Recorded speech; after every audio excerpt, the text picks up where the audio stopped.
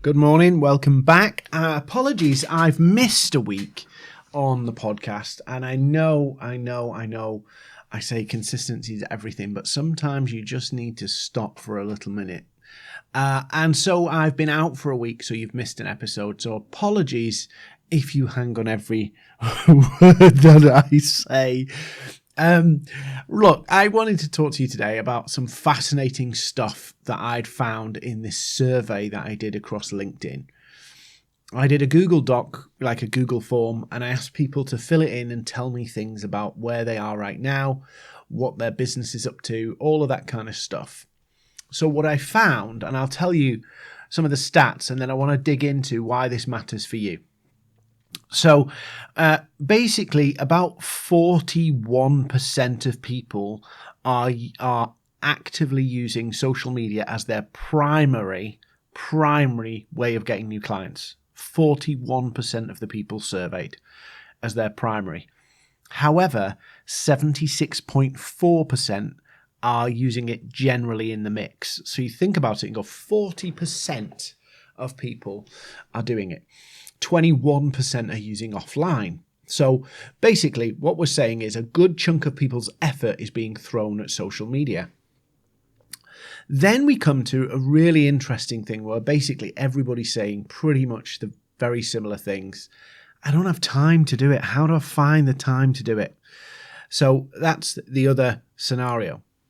Everybody also says, pretty much universally agrees, that being seen as a leader in your field by your potential clients is critical, absolutely critical. But here's where I really want to dig in. So all of the people survey, I asked them a series of questions, and they could answer all of them or none of them. So 40% of people have lost clients due to price, and 33%, same three, it could be an overlap here, but 33% have lost clients to a competitor. 33% have given discounts to get a new client. 21% have won clients from an more expensive competitor. So let me just put something in here.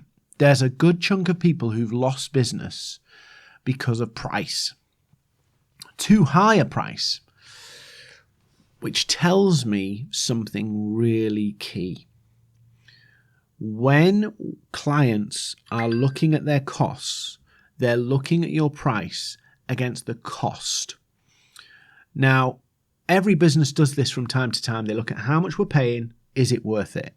How much we're paying, is it worth it? You are not isolated from that process. You are not isolated from it. You can participate in that process. How? Well, if you're under price pressure from your customers, you have to change the value exchange. You have to help your customers see, and I don't mean by giving them facts and stats and figures. I mean, you have to look at your service and go, how can my service be a no-brainer for the price that they're paying? In other words, you have to change the value exchange. Not justify your price, change the value exchange. That means that you have to make sure on an ongoing basis that your customer knows how this value is making a difference in their business, how this service is transforming them. And if you're not doing that, then you end up where the customer does not see their value. They might see it in good times when, budgets are flowing, but in the tough times, you have to even more so create the value exchange. And this is the same thing. It's the same thing that happens if you want to charge more. You have to show people a different value exchange than the commodity or the elements of your service. Most people don't get this, and it goes straight over the head, and then they feel frustrated of why is it tough to get clients? Why do people sit on the fence? Why do people ask for discounts? It's because in their minds, the value that they get for the price they don't want to pay. You have to change that. Now, if you don't want to change that, you need to accept you're going to be frustrated. You're going to have to accept that you're going to have to give discounts. You're going to have to accept that you will always have this issue going on. But if you solve the value exchange issue, in other words, the price to benefit ratio in your mind and the price to benefit ratio in the client's mind, they have to stack up. And if theirs is lower, not the same as yours, they'll want a discount. But likewise, if theirs is better than yours, they'll think you're really great value and a steal. So we have to really think about this piece here of the value exchange. So it's not good enough that you have bullet points that tell people what you do. You have to help people feel the value. Feel the value. And that takes deliberate steps and elements of your service that reinforce and remind people of the value. And it can't be contrived. It can't look like, oh, I'm just going to prove to you how much our service is worth. We have to create moments and interactions where people see it for themselves. If I come and tell you, right, let me give you an example. If I come and tell you that in the next 12 months on my program, I can put more profit into your business than you've seen in the last year, at least double. Now, I can tell you that, but I have to show you how I would do that so you believe me. So you can justify to yourself paying that price. Now, if I just come and tell you and I've got no credibility, no trust, no backstory, it's pretty sketchy. Can I do that? Can I put double the profit into your business in the next 12 months? Yeah, yes, I can. But I have to convince you that I can do it for you. And I have to convince you that that profit is valuable enough to commit to paying my fee. And I have to convince you that at the end of that process, you are going to be better off as a result. So when you think about it in this way, the value exchange is not something that you add up like maths on your side, give it to the customer and let them check your calculations. That's not how it works. It's about the feelings that they have about the service. Right now, some of your customers are looking to cut your costs, but are quite happy leaving other things alone because they see that as valuable. Right now, that's happening. So if you're frustrated in your business, if you want to make more money in your business, you have to understand the value exchange from the customer's perspective. If you don't, you will end up being lowballed, passed over for cheaper, inferior services. Because you can be the foremost leader in your field, but if people don't see the value in your price, they won't pay it. Now, the frustration for somebody who is a subject matter expert is that they know their topic, they know their expertise better than their customers.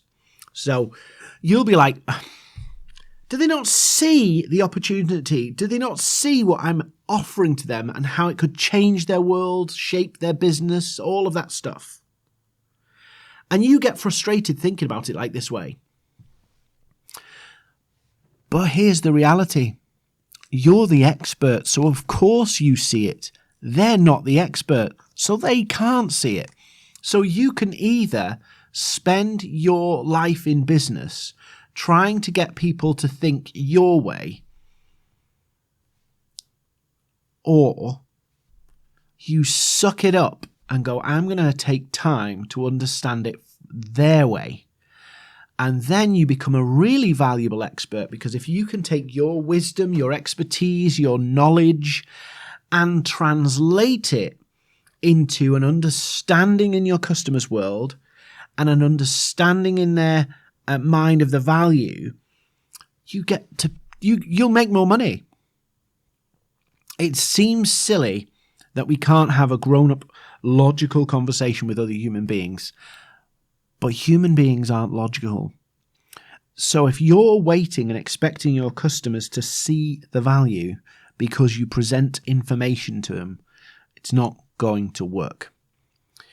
So think about it like this, and I'll give you some questions. If you've got a client right now and you want to make sure that they see the value, what interactions are you going to have with them about the service to show them the difference it makes? I don't mean reports. I mean, how are you finding this? How are you finding that? What are you going to do with the existing clients you've got to help them see the value? Having 24/7 support is only useful if they're using it. Having state-of-the-art tech is only useful if it is only valuable if they need the state-of-the-art tech. So showing people how they can exploit the full value of the service that makes an impact on their business, you could do something as simple as, real simple tip here, you could do something as simple as have a catch-up call with your client, walk them through how things are working at the moment, ask them, is there anything more we can do? What are the challenges? And see if there's value added that can be put in to your service for the same price, or is there something they're missing? Is there something they're not taking advantage of? Is there issues in their business that maybe you haven't been aware of that you could assist with? Not to upsell them, but to exploit your value that they've already paying for more. Number one. If you're going after new clients, you need to understand what they are prepared to pay for. In good times, when money's free and flowing, people will pay more for things, and people will pay for things when it's discretionary. In tough times, or the fear of tough times, which is kind of where we are now, people will be more cautious. So they need to see that not only will your service add value, it's value that needs to be added now. And you can't just tell people this. You have to show it them through stories, examples, build a picture for them to help them understand it and see it better. You have to take responsibility for this. You cannot just have a scenario whereby you hope the customers will do this for you. If you're feeling frustrated in your business over the clients and payments and money, revenue, sales, making money and getting clients, it's your responsibility to solve it. And it means that you and your client are thinking on two different planes. So if there's a value disconnect and people don't see the value, you're on two different planes. Your job is to help your client or your potential client see the value. It's not their job to investigate it. It's not their job to extract it from you. It's not their job to read it. In many cases, you have to do the work to show them the value, especially if you want to make more money and get more clients. Highly encourage you to think about what I've talked about here. If you're feeling frustrated, you want to make more money and you want more clients, if you've potentially lost clients on price or you've having to give discounts to close clients, there is a value disconnect. And it's your responsibility to find out where that is, and then in your marketing efforts, in your selling efforts, is to close that gap between your value and your perceived value to you and the client. And you can't just challenge the client on their thinking. You have to help them see it and see it for themselves. Not tell them, see it for themselves. So hopefully that's been helpful. I'm going to be back at it. Some of you have commented on, I did a live video across social media called Seddon at 7, which was a little bit of a cheesy joke, but some people said it was quite fun, so I might play some fun with it. Look, I'd really appreciate the likes, the comments, the shares, the downloads, the subscribes, all of that stuff. It really makes a difference in getting my stuff out there. So I do appreciate everybody who does that. Thank you so much. And I'd love you to share the love on this episode too. So thank you for joining me, and I'll see you next time.